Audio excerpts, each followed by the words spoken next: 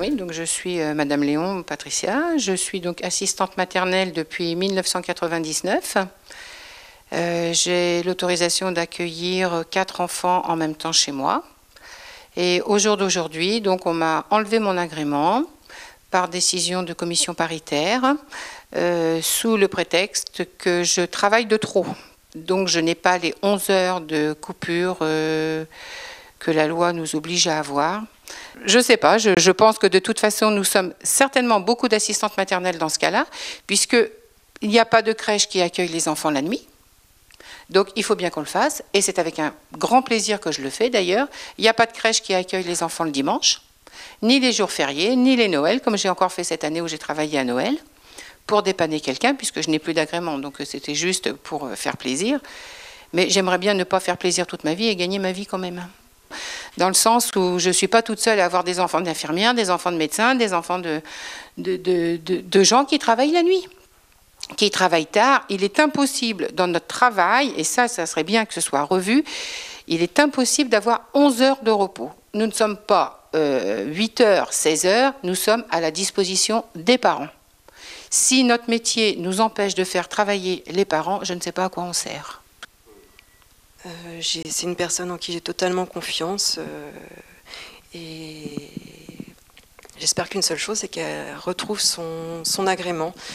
Moi, j'ai besoin d'une personne qui soit totalement disponible au niveau des horaires par rapport à mon travail. J'ai besoin de temps en temps de faire des heures supplémentaires.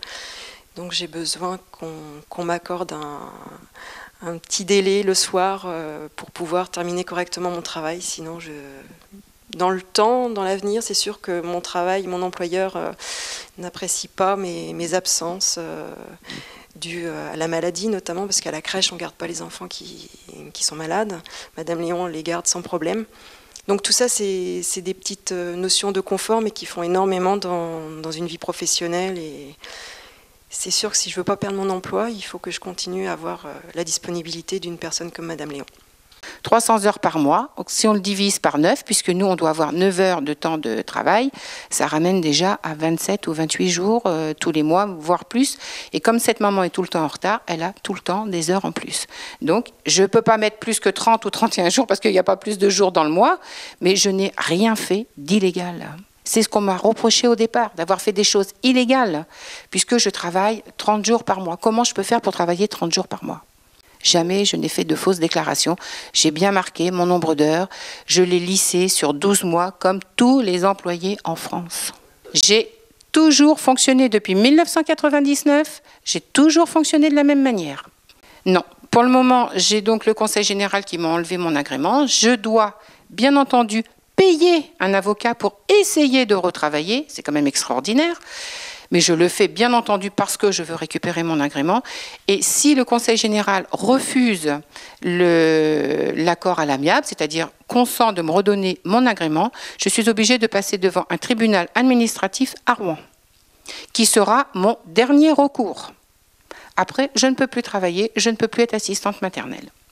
Quand on m'a enlevé mon agrément, donc je suis passée en commission paritaire le 22 novembre, donc il y avait soi-disant une décision du président du Conseil général qui devait m'être donnée, à savoir que ce président a dû certainement déléguer ses pouvoirs, puisque le 22 en après-midi, la page emploi était au courant que je n'avais plus d'agrément. Moi, je ne l'étais pas. Donc j'ai travaillé d'une façon illégale du 22 novembre au 5 décembre, le jour où j'ai reçu ma lettre comme quoi j'étais licenciée. Personne n'était au courant, ni les parents, ni moi-même, ce qui suppose plus d'assurance pour moi pour travailler. Du jour au lendemain, les enfants sont partis de la maison, puisque je n'ai plus d'agrément.